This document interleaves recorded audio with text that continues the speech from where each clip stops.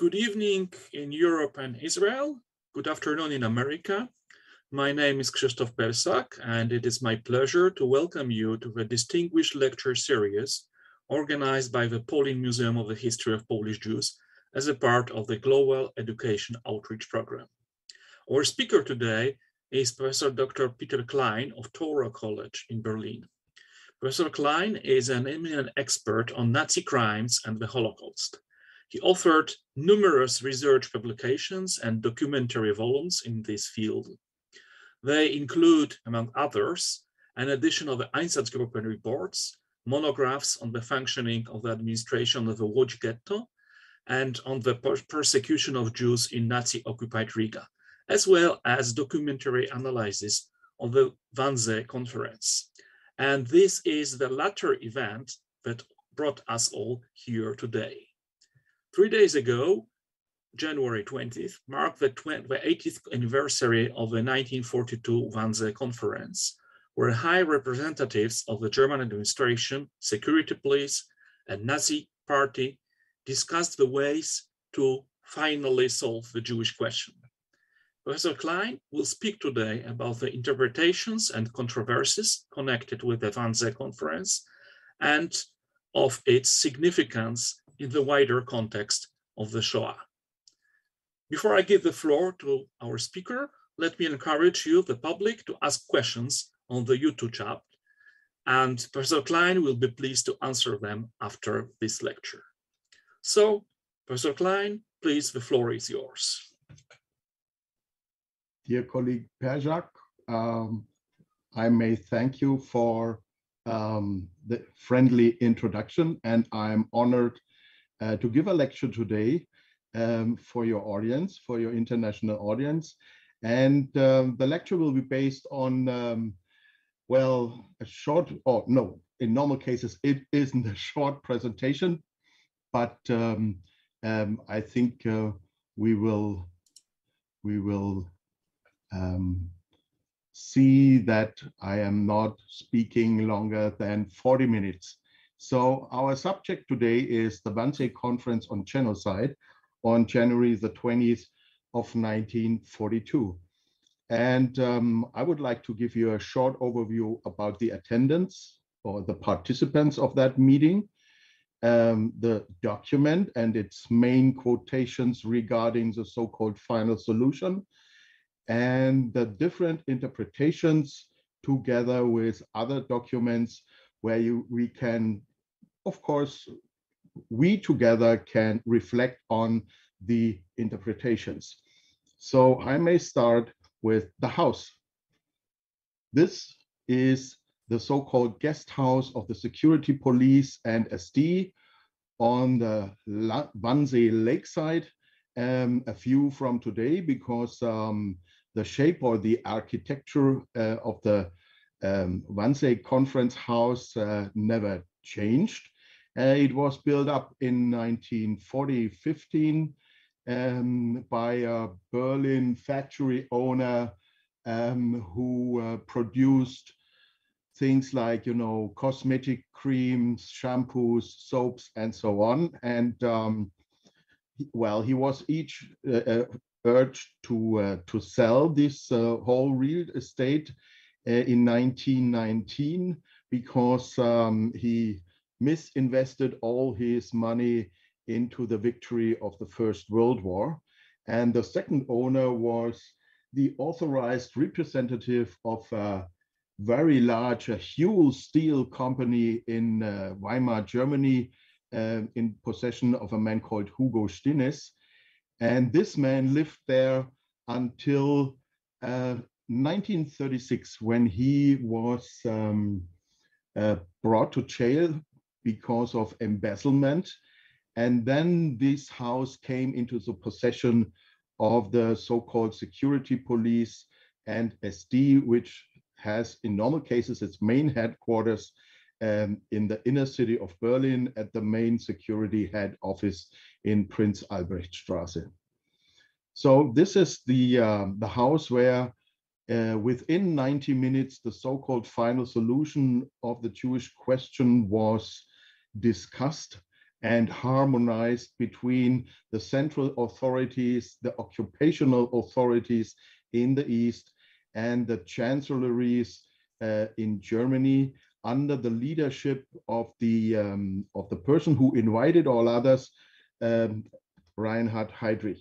We can see him here in his capacity as a so-called SS Obergruppenführer, who has been the head of the main security head office and the whole German security police and SD in the German sphere of influence in Germany, in Europe in 1942.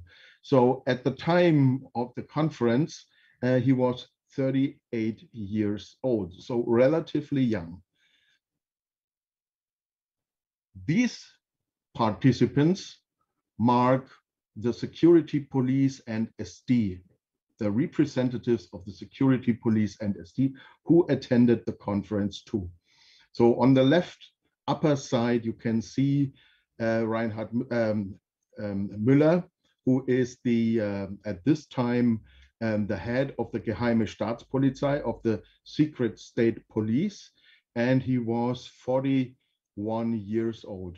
Below him, a very famous person regarding the so-called final solution, the Holocaust, is Adolf Eichmann. He is at the time of the conference 35 years old, and he is the leading responsible desk officer of organizing deportation trains from overall in Europe to the occupied Eastern territories and to Auschwitz. This was his main task and will be, you know, the peak of his career in 1944, when he on site personally organized the deportation of more than 450,000 Hungarian Jews to the Auschwitz-Birkenau concentration and annihilation camp. He is the only person who gives information after the war on the general mood of the conference, on the occasion of his remand, and then during his main trial in Jerusalem in 1961. And he remembered always that this conference was a conference or a meeting where all the participants talked very frankly about the mass murder, the long-range strategy of committing a mass crime, a genocide against the European Jews. On the right side, on the upper right side, we can see the leading personal representative of Reinhard Heydrich's security police and SD in the German occupied Polish Generalgouvernement or general government. He is 39 years old at this occasion, whereas on the right side down, we can see Rudolf Lange as an SS Sturmbannführer coming from Latvia, as the commander of the security police and SD, one of the commanders of one of the special task forces called Einsatzgruppe A. His special task was to head the so-called Einsatzkommando 2 in Riga. He is the youngest participant at this moment. He is 31 years old. So the next we can see is on the left side, upper left side again, and the state secretary, which perhaps you all know, Mr. Bühler, Dr. Josef Bühler, who is the state secretary of the general government, Hans Frank, in the general government. Below him, we can see Mr. Hoffmann as a SS Gruppenführer, and he is heading the SS main office of race and settlement. And on the upper right side, we can see one of the oldest persons attending the conference. It is the state secretary of the Ministry of the Occupied Eastern Territories, Dr. Alfred Meyer. Below him, his assistant, Dr. Leitbrand. Both are Mr. Meyer is 50 years old now, and his assistant is 40 years old.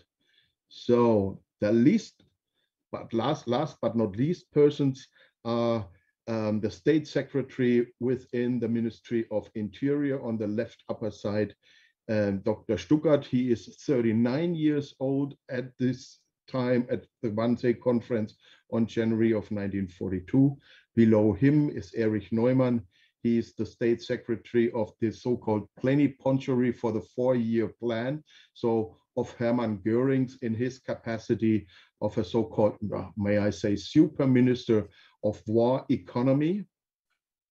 And on the right upper side, we can see Dr. Martin Luther, who is the representative of a department called Germany 3 within the German Foreign Office, who is responsible for the bilateral relations to all other European countries, especially regarding the so-called final solution of the Jewish question.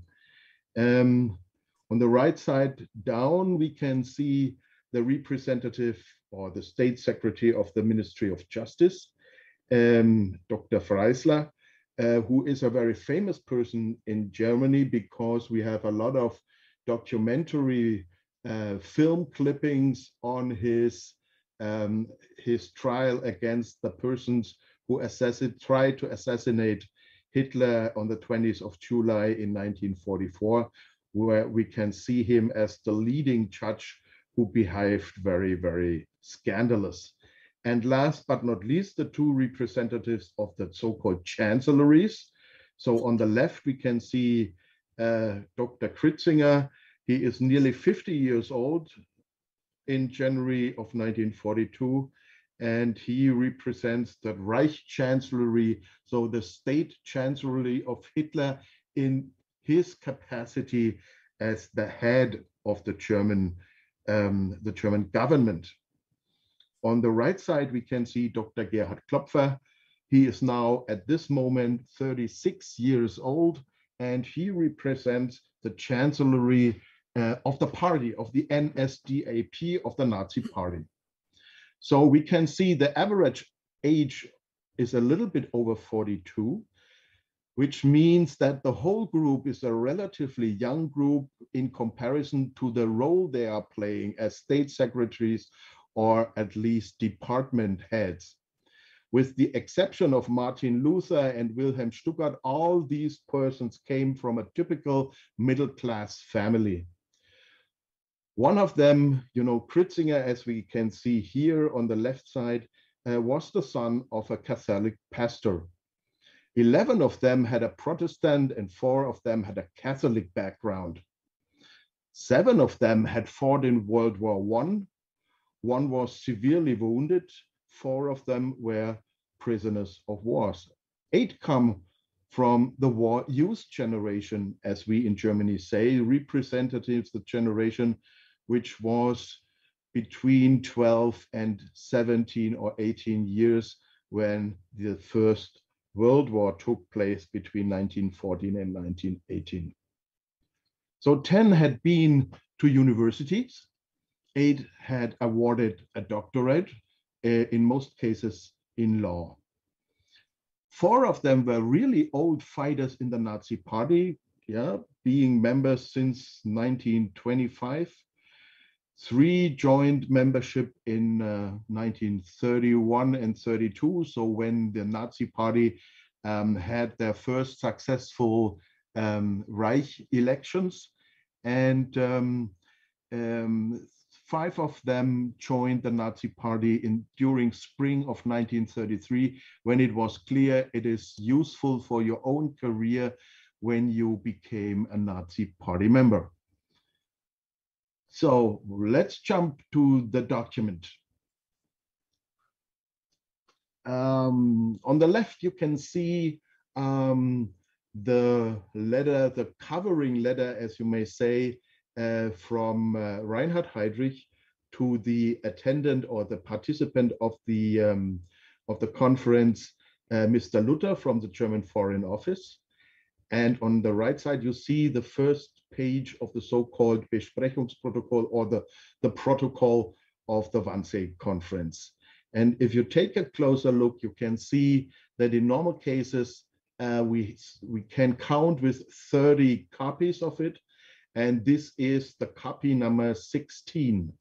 And this copy is the only one of the 30 which survived the war in the holdings and the files of the German Foreign Office, and was found in March or in spring of 1947 on the occasion of preparing the US trial against the representatives of the German ministries, called Wilhelmstraßen trial, where Stuckart, as State Secretary of the Interior, has been in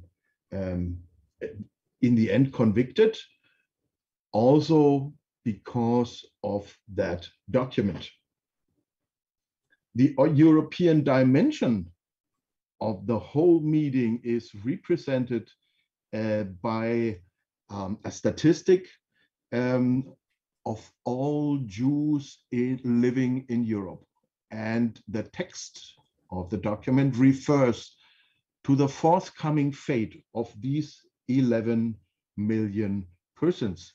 And you can see very roughly, you know, there is a partition between an A and an B. The A column is a column where the Germans were occupational forces occupational forces with annexations and occupations, so that you can see the old German Reich, and then Austria, then the annexed Western Polish territories, and the general government, Białystok, the Protectorate of Bohemia and Moravia, Estonia, Latvia, Lithuania, Belgium, Denmark, France, Greece, Netherlands, and Norway, whereas the B column shows all the states which are under German influence, but not only under German influence. And this is one of the key points of the whole conference. It is a long-range project for the final solution, because you can see the number of Jews in England, in Ireland, in Portugal, in Sweden, in Switzerland, in Turkey, and so on and so on. We do not know exactly which of these figures are precise. For some cases, we know that they are very precise. So that means for the German Reich and for the Ostmark, so the former Austria, we know that for Belgium, we know that for Estonia, which is here called free of Jews, Judenfrei, because of the mass killing actions of the Einsatzgruppe A in Estonia during summer and autumn of 1941. So you can see that here are incorporated some of the states in which the German army has not been marched in and will not be marched in until 1945. And there you can see very precisely one of the purposes of the conference, of the person who invited Reinhard Heydrich, that it is not only a conference concerning the fate of the Jews in German occupied or in German territories of influence in other states, but it should be, in the end, the so-called final solution of the Jewish question in Europe one day. So what are the main sentences, the quotations we need to qualify what should be the fate of these 11 million persons? So we take a short look into the different quotations in the main sentences. There is a statement which is very, very precise, I would say. Under appropriate direction, the Jews are to be utilized for work in the East in an expedient manner in the course of the final solution. In large labor columns with the sexes separated, Jews capable of war will be moved into these areas as they build roads, during which a large proportion will no doubt drop out through natural reduction. The remnant that eventually remains will require suitable treatment because it will without doubt represent the most physically resistant part. It consists of a natural selection that could, on its release, become the germ cell of a new Jewish revival. See the experience of history. So nobody should survive the deportations. And then for the method, Europe is to be combed through from west to east in the course of the practical implementation of the final solution. The area of the Reich, including the Protectorate of Bohemia and Moravia, will have to be handled in advance, if only because of the housing problem and other social political needs. So let's take a look on the special parts of Dr. Josef Bühler, the state secretary, who is was representing the general government in that conference. So State Secretary Dr. Bühler observed that the general government would welcome the launch in the general government of the final solution of this problem, because the transport problem is not a relevant issue here, and there is nothing to hinder the progress of the campaign in terms of labor resources. Jews must be removed from the territory of the general government as quickly as possible, because here, especially with the Jews, poses an extreme danger as a carrier of disease, and second, causes constant disorder in the economy of the land by his continued illicit trade. Furthermore, of the 2.5 million Jews concerned, the majority are unfit for work. State Secretary Dr. Bühler further notes that the head of the security police and SD, Heydrich, is in charge of the final solution of the Jewish question in the general government, though he accepts that, and that the administrative agencies of the general government would assist him in his work. He had only one favor to ask: that the Jewish question in this territory be resolved as fast as possible, and he would push through his interests. So we have still open questions during and after the meeting. If we see the protocol, we can see that a lot of discussion was invested into questions whether the extension of deportations to so-called mixed Jews or Mischlinge of the first degree, that means people with two Jewish grandparents according to the so-called Nuremberg laws. The same extension to Jewish partners in mixed marriages, or the choice between sterilization or deportation for Mischlinge of the first degree, and the question, is it possible to divorce mixed marriages forced by the state?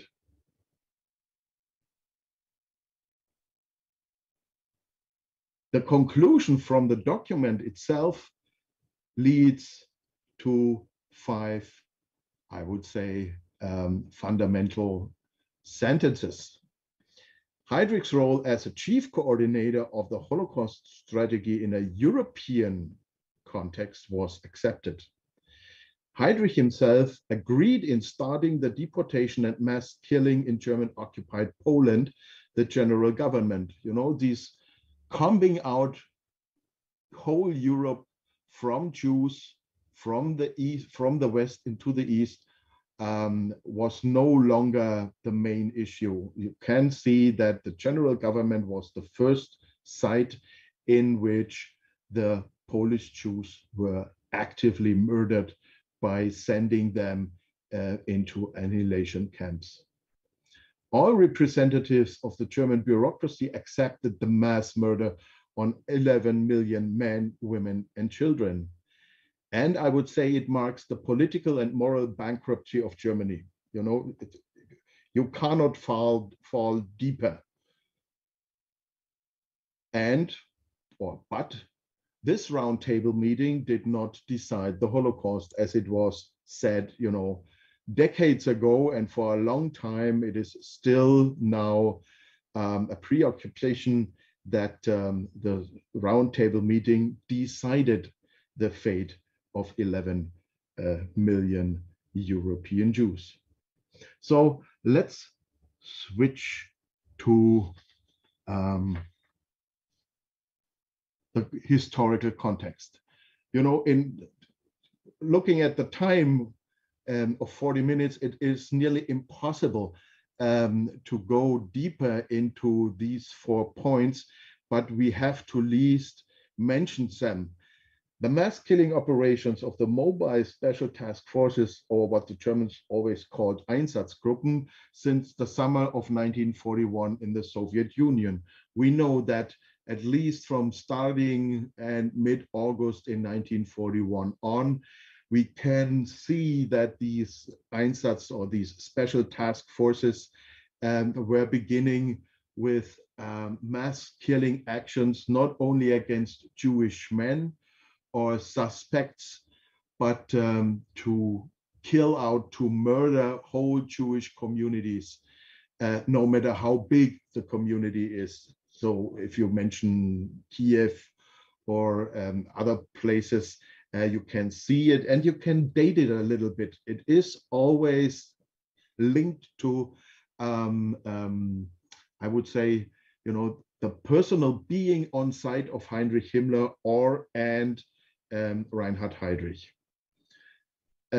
What is very important too is the decision to deport Jews from Germany, Austria, Bohemia, and Luxembourg to Łódź, Minsk, Kaunas, and Riga.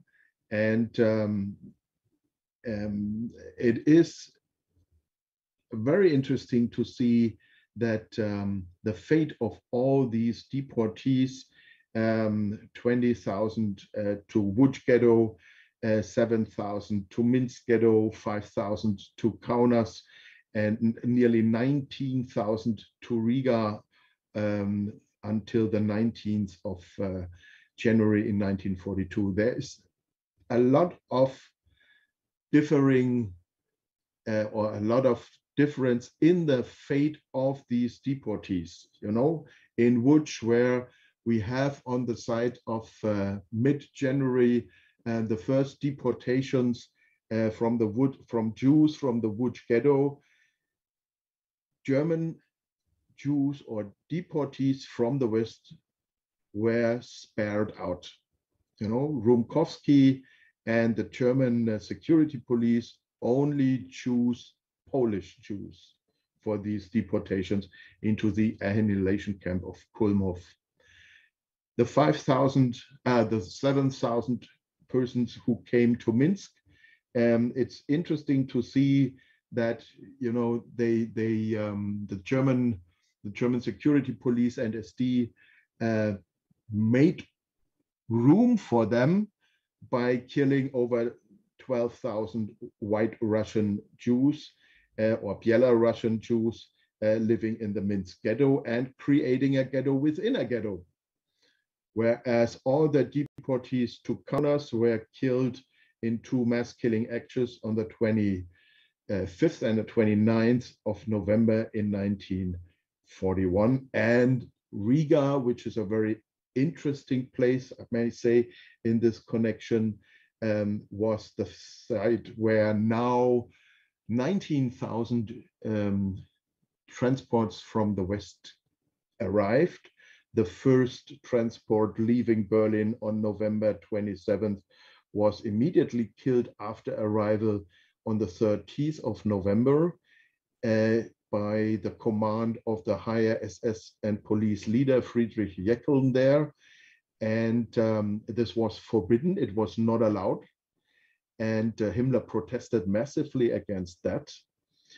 But the last transport before the conference, which arrived on January 19 in 1942 from the ghetto of Theresienstadt, was killed I would say with the acceptance of Reinhard Heydrich and Himmler, because the commandant of this killing action was Dr. Rudolf Lange, who immediately after this massacre took the plane to Berlin to arrive in time at the Wannsee conference, and he would have nearly not shown up at this conference when he was not sure that he reacted or acted in accordance with the person who is his, at the one hand, superior and the inviter to the conference, Reinhard Heydrich.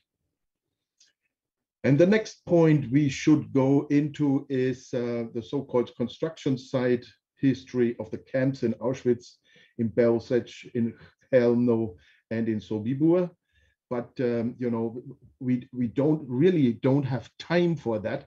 But of course, the conference taking place in the historical context is worth to have an eye on it, because Auschwitz is in the transition from a POW camp in the fall of 1941 into the main camp for arriving Jews in the next month, in the spring, during the spring of 1942, with the Slovakian Jews and the Jews from Eastern Upper Silesia. Belzec is very interesting because we can see Adolf Eichmann there before the conference took place, as he confessed during his trial in 1961. And we can at least guess that he has been to Kulmhof before the conference took place.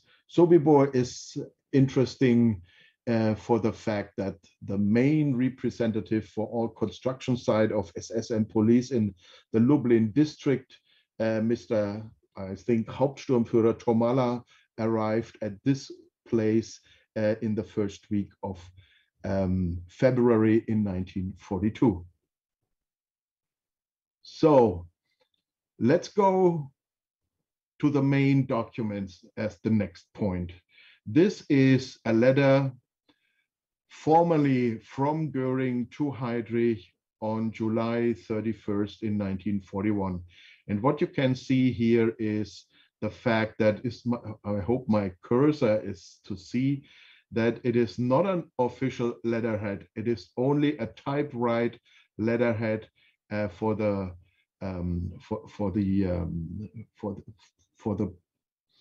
representations or the responsibilities of Hermann Göring.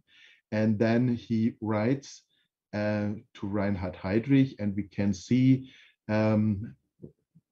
it has been the 31st handwritten in the date line here. So I have a translation of that,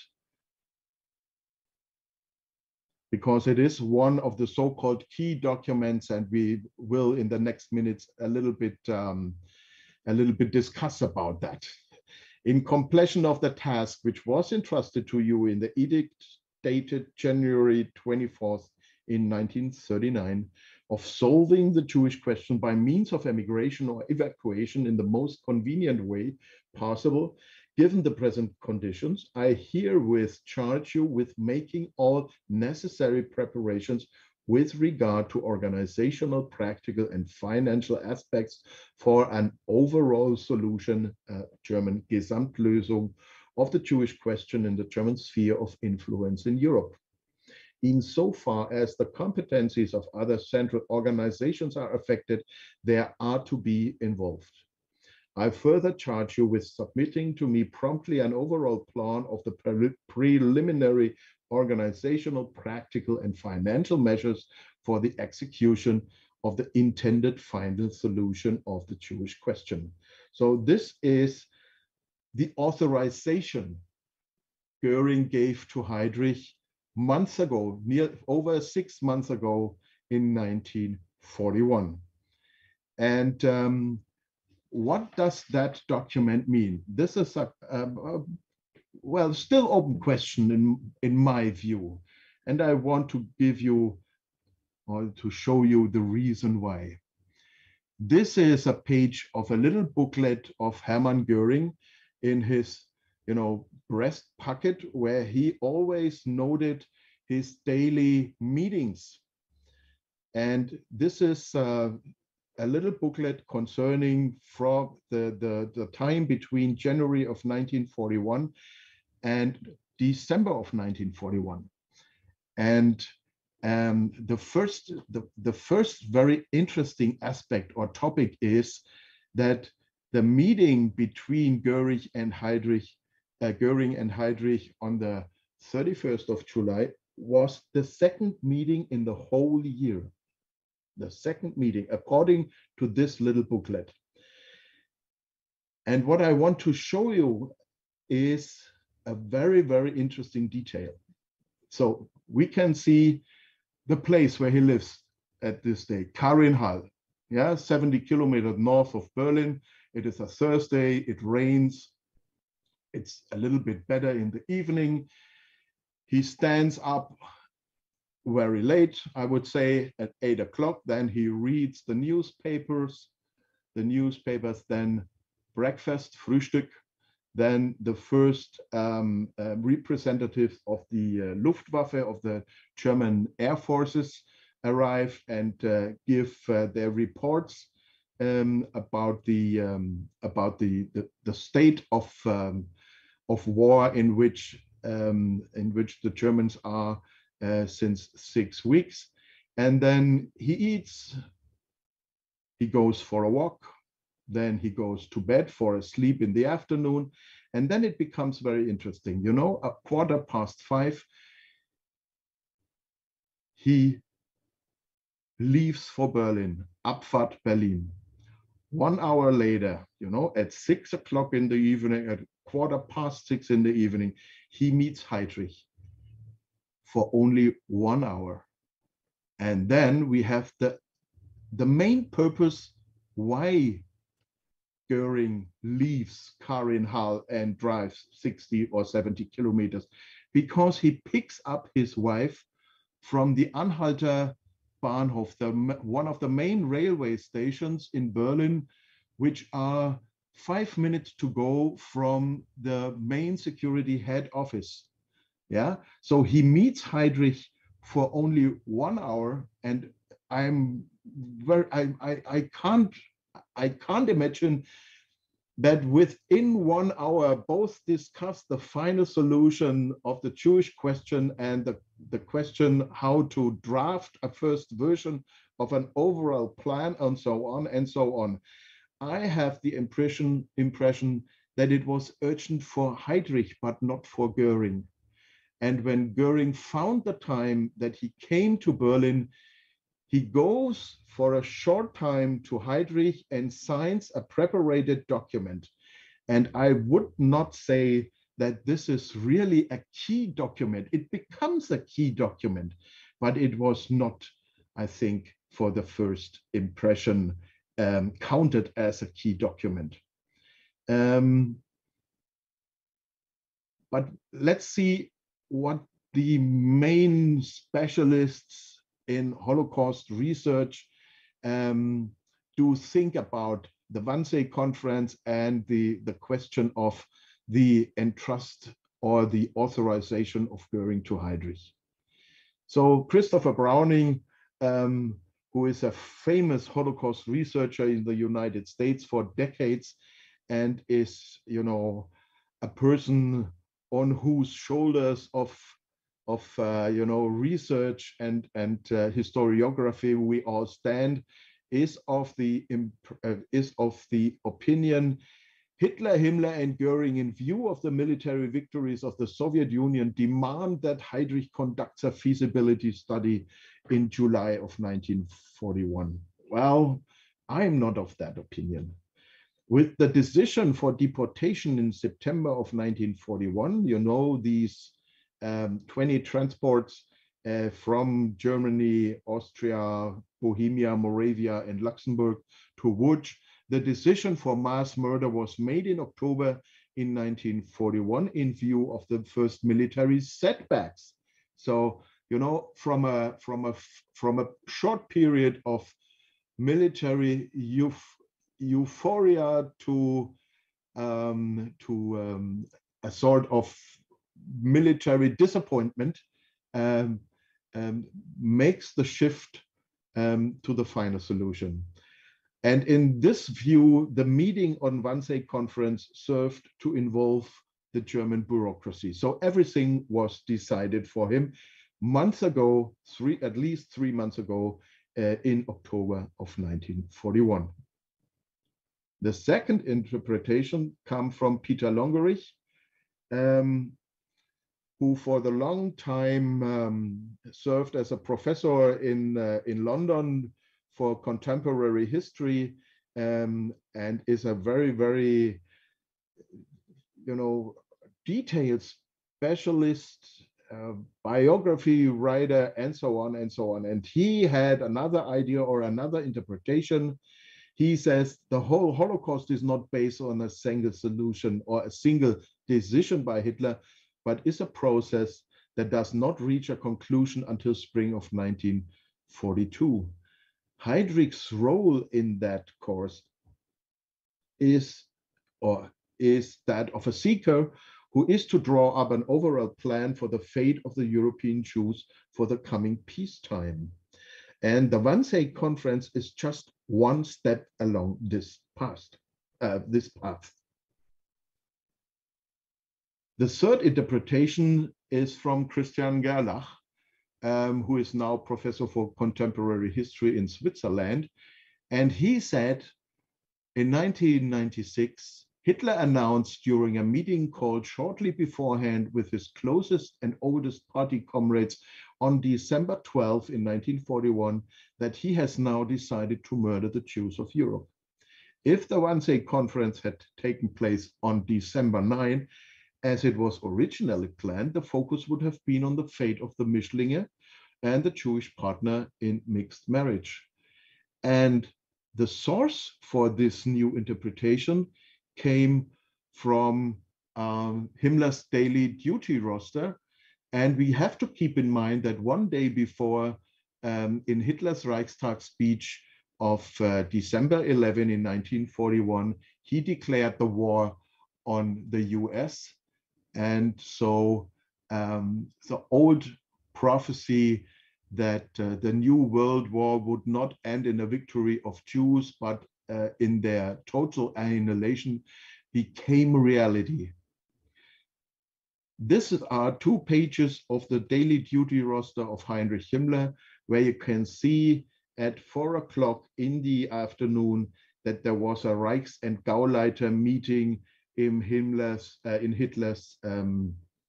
private apartment in the Reich Chancellery. And the second sheet of paper, which is handwritten by Himmler himself, shows us that he has an appointment with Hitler, Führer, on the 18th of December in 41 at afternoon 4 o'clock. And here you can see Führer Hauptquartier, Wolfschanze. And here you can see Jewish question, Judenfrage, eradicate them as partisans, als Partisanen auszurotten. Yeah, and this is one of the key documents Christian Gerlach used to favorize this day, the 12th of December in 1941, and the occasion, the meeting in the private apartment of Adolf Hitler, an appointment which we did not know until 1996 when we had access to this daily duty roster of Heinrich Himmler. And he argues furthermore that we have echoes of this meeting with Hitler, and he quotes from the diary of Goebbels, who wrote 1 day later in his diary, with regard to the Jewish question, the Führer is determined to clear the air. He has prophesied to the Jews that if they were to bring about another world war, they would see their annihilation in the process. This has not been a phrase. The World War is reality. The annihilation must be the necessary consequence. This question must be considered without any sentimentality. Another echo came from Hans Frank, who in a public speech, not in a public, but in an official speech in the general government in Krakow, was saying 4 days after that meeting, with the Jews, I want to tell you this quite openly, must be made an end one way or another. The Führer once uttered the word, if the united Jewry will again succeed in unleashing a world war, then the blood sacrifices will not only be made by the peoples rushed into the war, but then the Jew in Europe will have found his end. Therefore, I will basically only start from the expectation towards the Jews that they will disappear. They must go away. I have initiated negotiations. Well, that's a lie, but typical for him. I have initiated negotiations for the purpose of deporting them to the East. In January, there will be a major meeting on this question in Berlin, to which I will send State Secretary Dr. Bühler. And the last point we have, that something must have taken place, is a debate between the State Secretary in the German Ministry of Interior, Wilhelm Stuckart, who took place in the December 19th in 1941, 4 weeks before the conference, and his responsible desk officer for the Jewish question, Dr. Bernhard Lösener. Lösener reached or received the information about the fate of the Jews of Berlin in Riga on the 30th of November, and of the Jews, of the 5,000 Jews from Vienna, from Munich, from Frankfurt, and so on, which were all killed in Kaunas on November 25th and November 29th. And he was searching a conversation, or yes, a conversation with his head, the State Secretary, on December 19th, 4 weeks before the conference. And it's very interesting to see, according to his own minutes, I can no longer justify it before God and my conscience to continue working in this field. I, beating my chest, have a judge here inside who tells me what I must do. And Stuckart answered, the procedure against the deported Jews is based on a decision from the highest authority. You will have to come to terms with it. And then Stuckart said, if I could not justify it with my conscience, then he would have to give me another sub-department. So Stuckart does not argue with the fact that it was originally forbidden to kill this 6,000 deported Jews from the West. He argues that the procedure against the deported is based on a decision from the highest authority. So it would have been for him more easy to convince his desk officer that the killing of 6,000 persons was a mistake made on site by the higher SS and police leader. And now we have, another clear situation which spares the German Jews out. He says, no, the procedure against the deported Jews is based on a decision from the highest authority. And then he goes on, Stuckart. In conclusion, Dr. Stuckart said that the final solution of the Jewish question must be viewed from a higher standpoint after all. In the last few weeks alone, 50,000 German soldiers have fallen on the Eastern Front. Millions more will die, Mr. Lösener. The war will last a very long time. Remember that the Jews are guilty of every German death, because it is only thanks to the Jews that we have to fight this war. Judaism has forced it on us.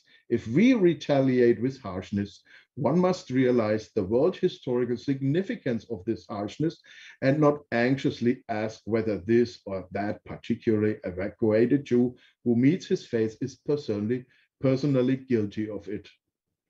So my conclusion, and I will end now, It is a first echo of the decision taken shortly before by Hitler to murder the Jews in Germany's spheres of influence from now on, and without any expectation.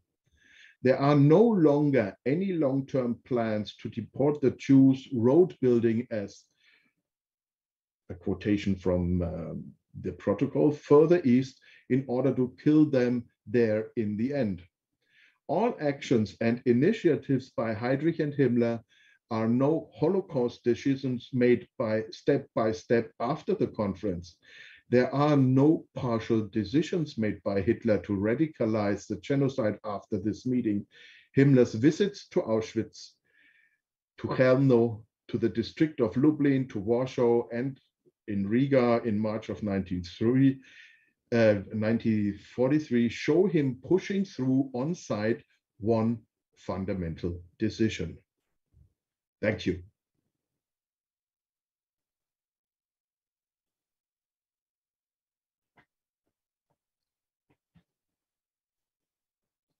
Thank you very much, Professor Klein, for this fascinating lecture. And I will just check if we have any questions. I would like to encourage our public to ask questions on the chat. And in the meantime, I have my own question, if I may, just to start.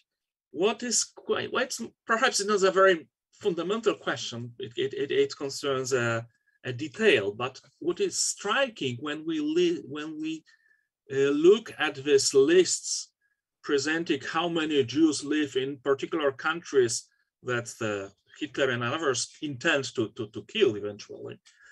And we can see German occupied and German influenced countries, and also countries which are not under German occupation, like all the countries which are still fighting Germany, like Britain, or neutral countries like Ireland or Spain and Portugal, if I'm not mistaken.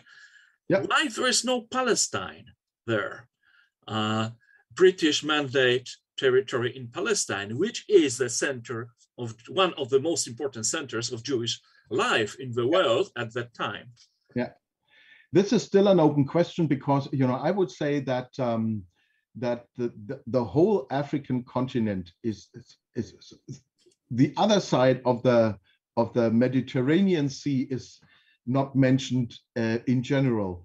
You can see it in the case of Turkey. If we take a look at this empirical list, we can see that they write Turkey, the European part. It is like as if they say, and this is the end. Yeah. And the question is why? Because in January of 1942, the Germans do have good chances, good military chances, you know, to fight in North Africa and win, and then have a free path, you know, through Egypt to Palestine. And it's still an open question, and I really cannot, I cannot answer it precisely. I must say.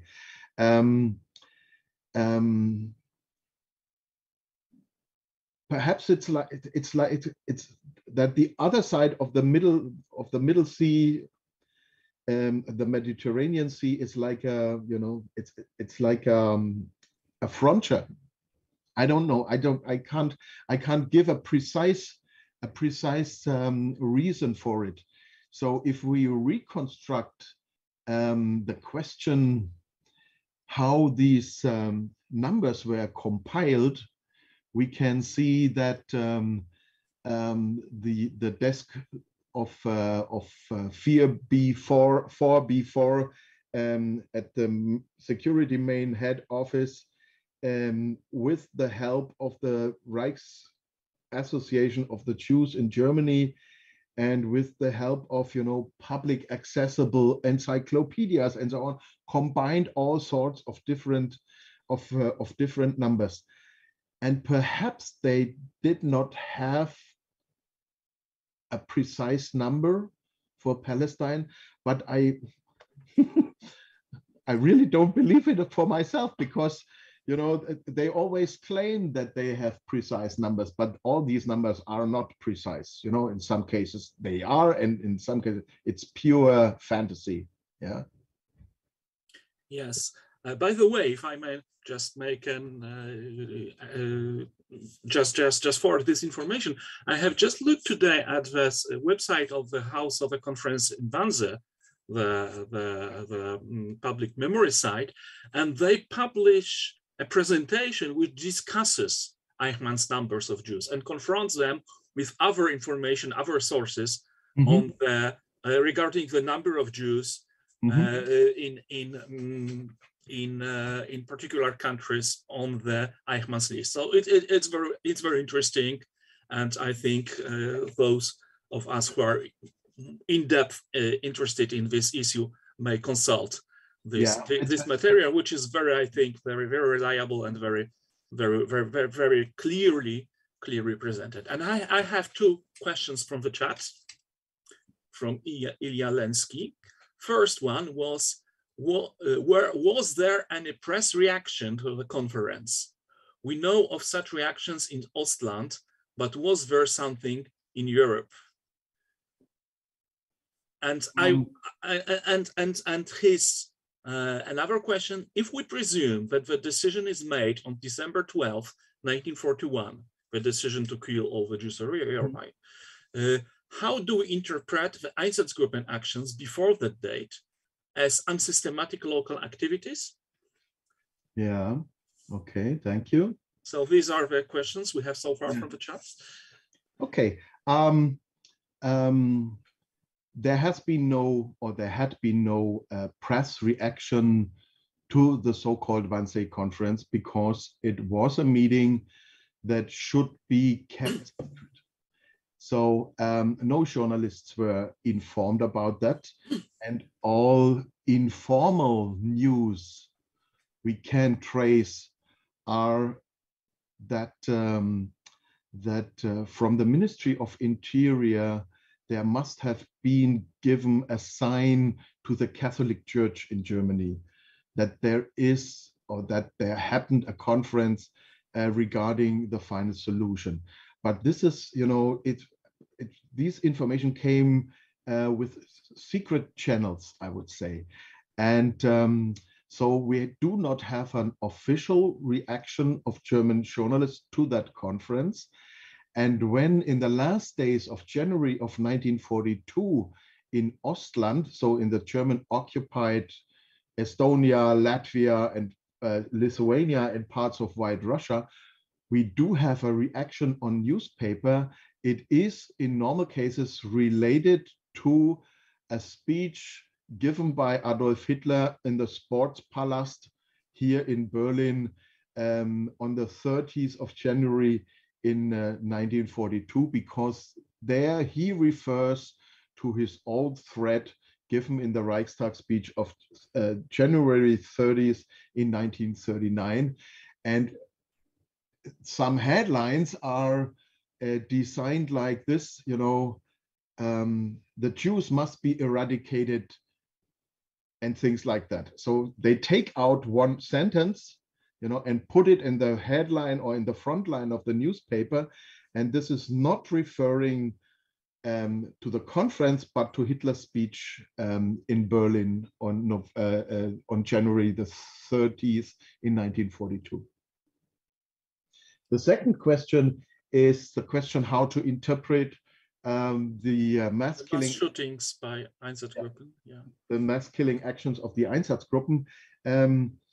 I think that we have to divide the decision to murder the Jews of the Soviet Union and the Baltic countries and Ukraine from the decision of the fate of the European Jewry and the German Jew or the Jews from the West itself. Because we can see from all these preparational steps to lead the war or to lead the attack against the Soviet Union during March to June of 1941, that we have we have a structure of authorization of the Einsatzgruppen at first to murder all the Jews behind the front, behind the military front, with regard that they are, carriers of the Judeo-Bolshevik ideas and so on and so on. And in the course of July and in the first 2 weeks of August in 1941, where we can see that Himmler is on a visiting tour to the Einsatzgruppen heads, we can see that he gave them orally the command to murder the whole Jewish communities, but not because of starting the final solution of a European question, but to solve the threat problem behind the front lines and the incorporated new occupation spheres of the so-called Reichskommissare, to make them free of Jews. So I think we have to divide it. Yeah, there are two differing decisions. One concerning the Soviet Jews, and the later concerning the Western European Jews.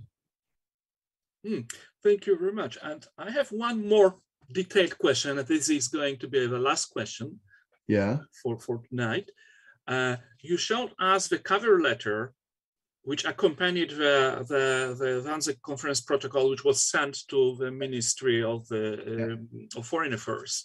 Yeah. And there was a handwritten note on it. Is it anything important, or what does it read? And what also struck me that there was a stamp on this letter that the protocol of the Wannsee Conference arrived on 2nd of March 1942, which is it's the 26th of February.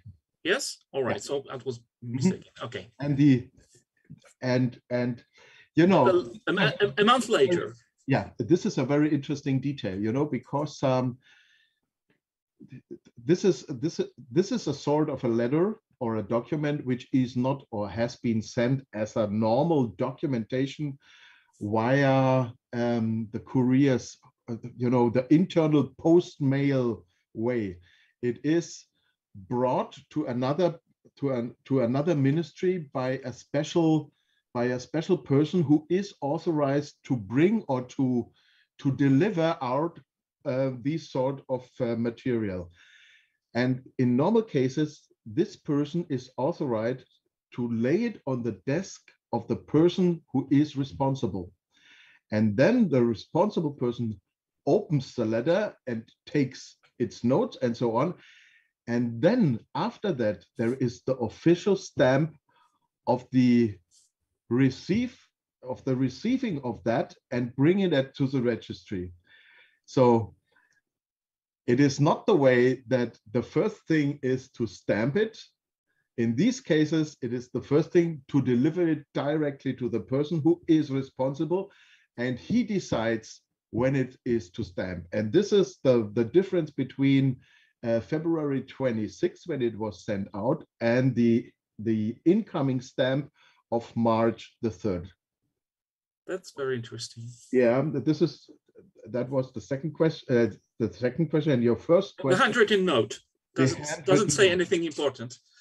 It only says it is a short note from Martin Luther, who was attending or a participant on the conference, that for the next conference on the lower protocol sector with all the desk officers who have to go on with the discussion regarding the mixed marriages and the so-called Mischlinge, that he has to attend the second conference. So it is like this, it's a man called Rademacher. Yeah, there is Mr. Rademacher. I declare that you are the responsible desk officer, and please attend the forthcoming conference in my name. And that's what's written on that. And I said just a minute ago that this was the last questions, but there is one more question from the chat, which is, I think we are running out of time, but I think it is possible to answer it quite shortly, I suppose. So the question is, are we sure that Hitler knew about the meeting at Wannsee? What was Hitler's knowledge on the Wannsee conference? Can we say anything about that? Yeah, so we can say the following, that immediately after the conference, Heydrich left again for Prague. On the next day, he had a phone call with Himmler, and Himmler himself personally wrote on his daily duty roster conference, and then he made an okay Haken, a sign like, everything is fine. Yeah. And immediately after this telephone call, he had a conversation with Hitler at Wolfschanze. And this, I would say, is the direct connection between a leaving Heydrich, a phone call to Himmler, and a next appointment with Adolf Hitler. But we have no direct reaction from Hitler himself. No, there's nothing written. There's nothing mentioned on that conference. There is no precise empiric evidence. Thank you very much. Thank you very much for your really fascinating talk. We could probably ask many more questions, but I think it's beyond the scope of our meeting. So I really, very frankly and sincerely, thank you for today's evening, and thank you, our audience, for being with us. Yeah. Thank you for the invitation, and thank you for the questions. Thank you. Thank you. Goodbye. Enjoy the evening.